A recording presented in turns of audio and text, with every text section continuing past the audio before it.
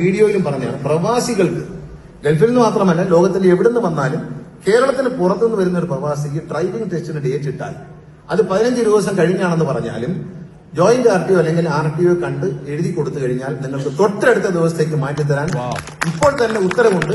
അതിനാരെങ്കിലും ചെയ്യാൻ മടിച്ചാൽ, ഈ അനന്തപുരി കൂട്ടായ്മ പറയണം, അത് ഏതെങ്കിലും ഉദ്യോഗസ്ഥൻ ചെയ്യാൻ മടിച്ചാൽ നിങ്ങൾ ഇതിന്റെ ഭാരവാഹികളെ അറിയിക്കുക. ഇതിന്റെ ഭാരവാഹികൾക്ക് എന്റെ അഡീഷണൽ പ്രൈവറ്റ് സെക്രട്ടറി ശ്യാമിന്റെ നമ്പർ അറിയാം. നേരെ വിളിച്ചു പറഞ്ഞോളാം, ചെയ്യാത്ത ഉദ്യോഗസ്ഥന്റെ പേര് നടപടിയുണ്ട്. ചെയ്തിരിക്കും. നിങ്ങൾ ജോയിന്റ് RTO കാണണം, അല്ലെങ്കിൽ RTO കാണണം. അവരെ കണ്ടാൽ അവർക്കിത് മുമ്പോട്ടാക്കാൻ അധികാരമുണ്ട്. പ്രവാസികൾക്ക് ഒരു ദിവസം ടെസ്റ്റ് നടക്കുന്നതിൽ 5 സ്ലോട്ട്, അതായത് 40 ടെസ്റ്റാണ് നടക്കുന്നത്.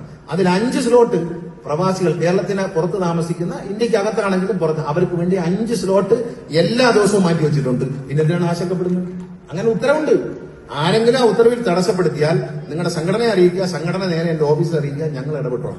ഒരു കുഴപ്പമില്ല. അങ്ങനെ ഉണ്ട്. കാരണം ഇവിടെ നിന്ന് തന്നെ നിങ്ങൾക്ക് ഓൺലൈനിലൂടെ നിങ്ങളുടെ ടെസ്റ്റിനുള്ള തയ്യാറെടുപ്പുകൾ, ആപ്ലിക്കേഷൻ കാര്യങ്ങൾ കൊടുക്കാൻ പറ്റും. അവിടെ വരുമ്പോൾ പിന്നെ മാത്രമല്ല, പ്രവാസികൾക്ക് വേണ്ടി ഫേസ്ലെസ് വീട് വണ്ടി ട്രാൻസ്ഫർ ചെയ്യണം, ഫേസ്ലെസ് ആപ്ലിക്കേഷൻ ഉണ്ട്. അല്ല, നിങ്ങൾ പോകേണ്ട കാര്യമില്ല. ഇവിടെ ഇരുന്നുകൊണ്ട് തന്നെ നിങ്ങൾക്ക് ഫേസ്ലെസ് ഓപ്ഷൻ എടുത്തു കഴിഞ്ഞാൽ ഈ വാഹന സൈറ്റിൽ കയറണം. പരിവാഹൻ എന്നൊരു സൈറ്റ് ഉണ്ട്. ആ സൈറ്റിൽ കയറി കഴിഞ്ഞാൽ സാരഥി എന്നൊരു ഭാഗമാണ്, അതാണ് ഡ്രൈവിംഗിന്റെ ടെസ്റ്റ് വരുന്നത്. അവിടെ പോയിട്ട് അവിടെ നിന്ന് ഡ്രൈവിംഗ് ടെസ്റ്റിന് വേണ്ട അപേക്ഷ കൊടുക്കുക. പിന്നെ പുതിയതായി ഇവിടെയുള്ള ലൈസൻസ് ഉള്ളവരാണെങ്കിൽ അവരൊന്ന് ഓടിച്ച് കാണിക്കേണ്ട കാര്യം മാത്രമേ ഉള്ളൂ.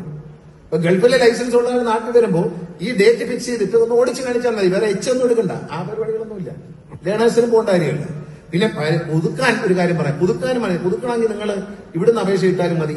1 വർഷത്തിനകത്താണെങ്കിൽ 1 പൈസയും കൊടുക്കണ്ട. 1 വർഷം കഴിഞ്ഞു പോയാൽ പൈസ കൊടുക്കും.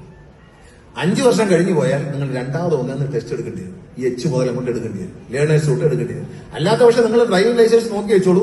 കാലാവധി തീർന്നാൽ ആദ്യത്തെ 1 വർഷം ഓൺലൈനിലൂടെ തന്നെ നിങ്ങൾക്ക് 6 മാസത്തിൽ അപേക്ഷിക്കാം. 1 പൈസയും അഡീഷണൽ ആയിട്ട് കൊടുക്കണ്ട. ഫ്രീ ആയിട്ട് തന്നെ ചെയ്തു തരും. ഇത് നമ്മൾ മനസ്സിലാക്കാത്തതുകൊണ്ടാണ്. ഇതെല്ലാം മനസ്സിലാക്കാൻ ആ സൈറ്റിൽ കയറി നോക്കണം. പരിവാഹൻ സൈറ്റിൽ നോക്കിയാൽ നിങ്ങൾക്ക് തന്നെ റീഡ് ചെയ്താൽ മനസ്സിലാക്കും.